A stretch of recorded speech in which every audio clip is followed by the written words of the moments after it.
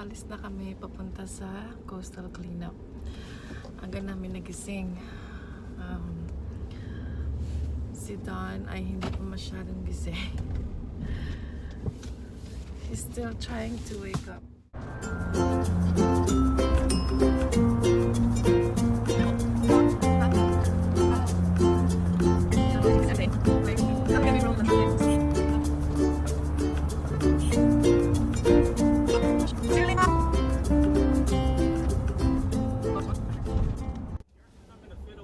I got all the t-shirts.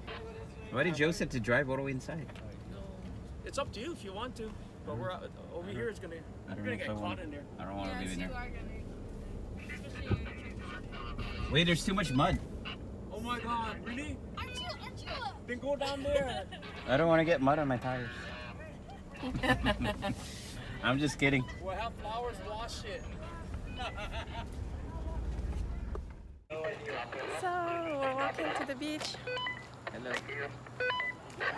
We're gonna follow the kids. They're right there.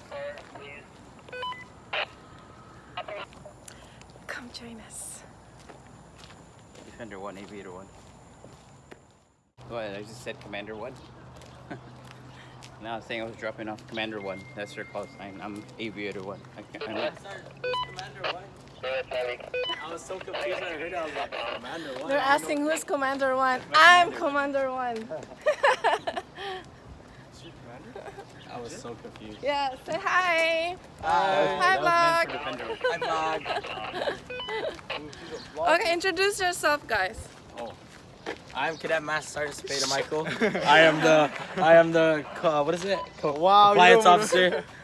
Hi, I'm Cadet Master Sergeant Odario Jimmy. I am the Command Chief of Tiyan High School. Yay. I am Cadet First Lieutenant Keenan Allen. I'm the Director of Evaluation for Tiyan High School. All right. Aren't they so cute? They're so cute.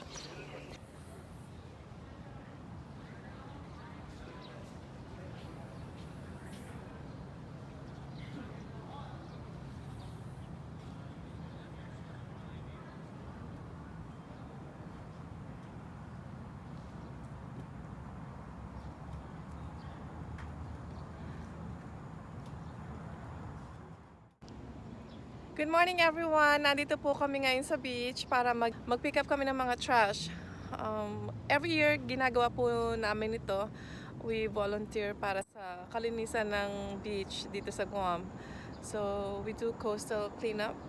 We pick up yung mga trash na makikita namin along the way. We do this for about a couple of hours. So samahan niyo po kami ngayon mag-pick up ng trash. Ako po ngayon na isang basurera. I'm big in keeping our environment clean. Also, some of you may know na aware ako sa surroundings and sa cleanliness ng kapaligiran. Pag mamimili ako ng mga products, I make sure na it's not harmful sa environment or no animal testing. So, yeah, mahirap dahil hindi po lahat ng product hindi kayo makakakita ng eco-friendly. So most of the time pagka din lang kaya kong gawin, ginagawa ko. Like for example, I don't buy moisturizers anymore or like house cleaning stuff. I just kind of like make my own from natural ingredients Like apple cider is good for cleaning, coconut oil is good for removing makeup, you know, stuff like that. Marami pang iba. I'm gonna do different video about it. Um, so yeah, aware ako sa kahit na ano mang paraan na ikalilinis ng ating kapaligiran. River. Yeah. Gonna go right along that to Sheraton if they can. That's Colonel. Yeah. Colonel No, French. Marine Center. Basically, The blue that's and white where it is. building. I think pinaplano nila kung paano kami pupunta doon. I mean, kung saan kami way pupunta, this way or this way. Oh no, it might be that one. Babe, is that one Dr. Paris's? Yeah, that one. Ang cute nila, guys. Naalala ko tuloy nung high school ako. Kayo ba? Nag-ROTC ba kayo nung high school? Pareho lang siya ng ibig sabihin ng CAT sa Pilipinas. Dito tawag nila JROTC, Junior ROTC. Naalala ko nung high school ako. I miss ko tuloy yung aking mga kasama sa CAT. You know, ang cute nila. So we're gonna start. We're gonna go now. I'm gonna pick up the trash. I'm gonna follow these kids. Okay.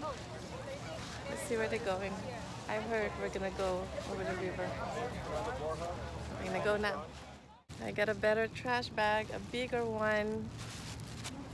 Guys, ang linis naman itong beach na to. It's already pretty clean. They're so cute, di ba? Ang linis naman niya. Naglalakad na kami pero wala pa ako nakikita ng trash. So, pakita natin ang mga cadets.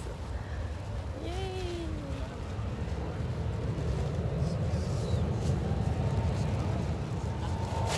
So, cute nila, di ba? It's hot. Here, maybe we can find trash over here. It's like a sleeping area. No. Coconuts. I really do not want to wear shoes. Oh. Like do those on the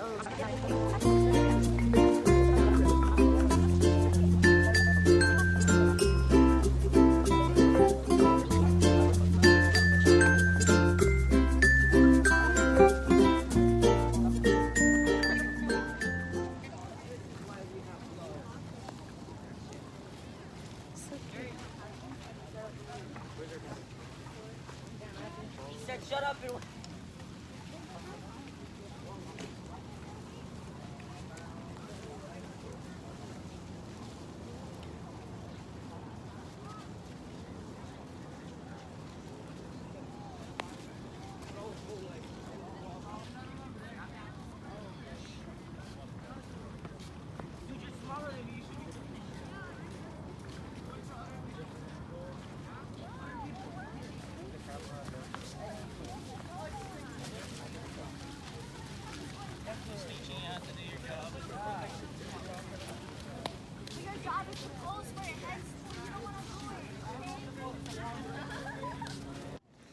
Guys, ang linis ng beach na to. Kaya na pa ako naglalakad, wala pa akong nakikita ng trash.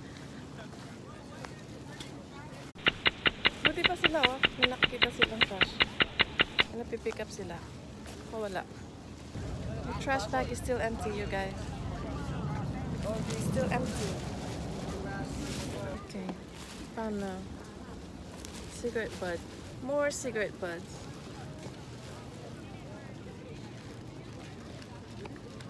Smokers, really? Please be responsible. More cigarette butts.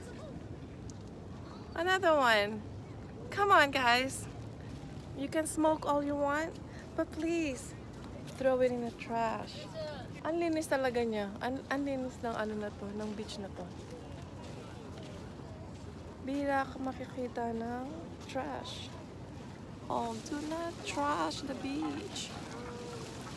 Please. And please let me know what kind of volunteer you're doing to protect our environment. I want to know your story.